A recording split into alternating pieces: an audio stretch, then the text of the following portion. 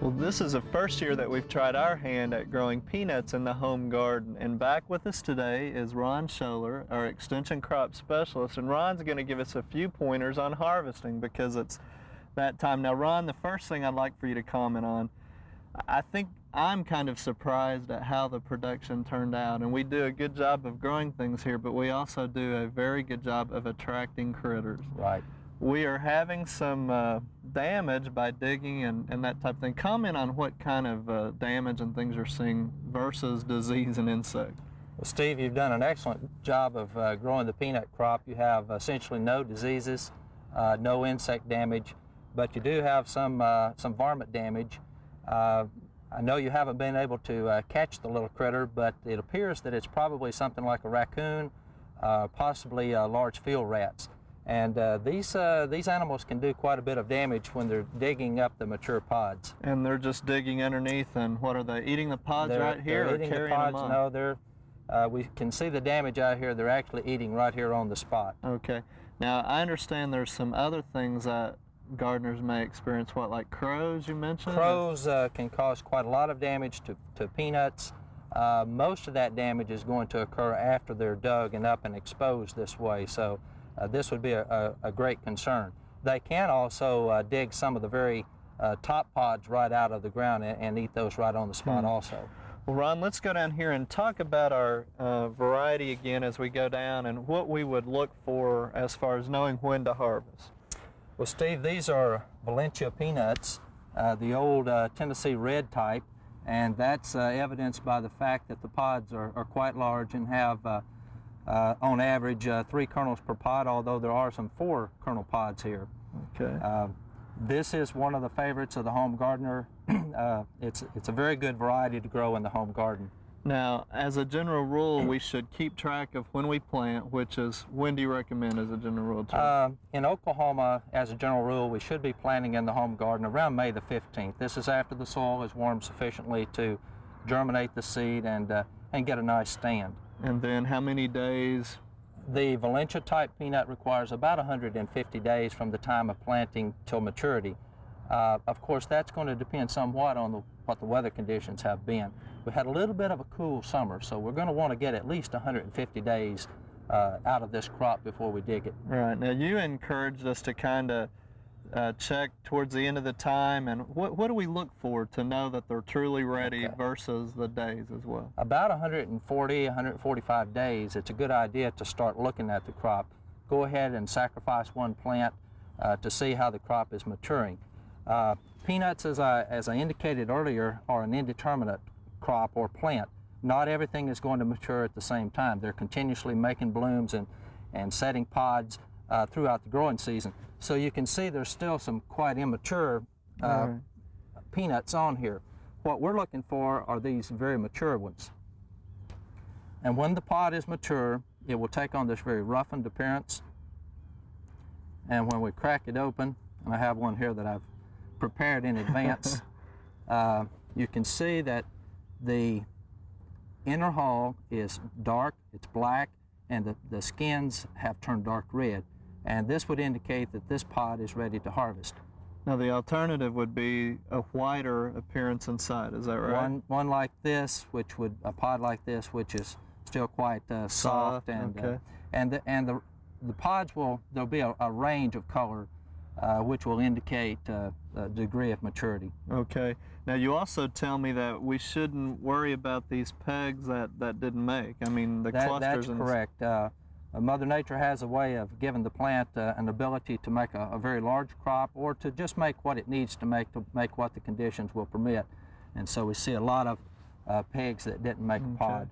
Well, let's go on the next row here and actually dig one up and tell us what we should do to make it easy to get these out of the ground. Okay, Steve, you have your soil is a little bit tight here, so we're going to do just fine this morning because you have a lot of compost, a lot of organic matter you've added to the soil.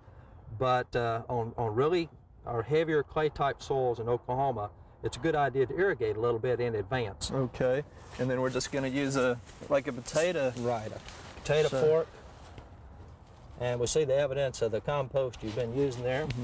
But this plant has many mature pods on it. Again, because peanuts are indeterminate and they're not all going to be mature at the same time, what we're looking for on Valencia peanuts is about 75 or 80% of the pods mature. Then it would be time to dig. Now, once we dig them, are we going to upright them like this? What is the purpose in that? The purpose of inverting them is to let the pods be exposed to air drying, air curing, and this is a very good thing to do. We'd want to leave them in this position for 3 to 5 days, depending on the weather. If it's hot and a lot of air movement, it could be a little bit shorter than that. Okay. And then what about when we get towards this time of year when freeze is either hit us or about to? Does that really impact the peanuts? This time of the year when we get some of the early frost, we'll see a little bit of burning on the tops of the plants, but that won't be a problem for the pods. Only when we get later in the season and we actually get very cold temperatures and the pods are still in the ground would we expect to get any damage. On nights when we expect frost, we wouldn't want to have the peanuts exposed to the frost conditions in the inverted, in the dug position, unless it's well into the time after they've been dug. If they've been dug for maybe 4 or 5 days, it would be fine. But fresh dug peanuts are very susceptible to freeze damage. Okay.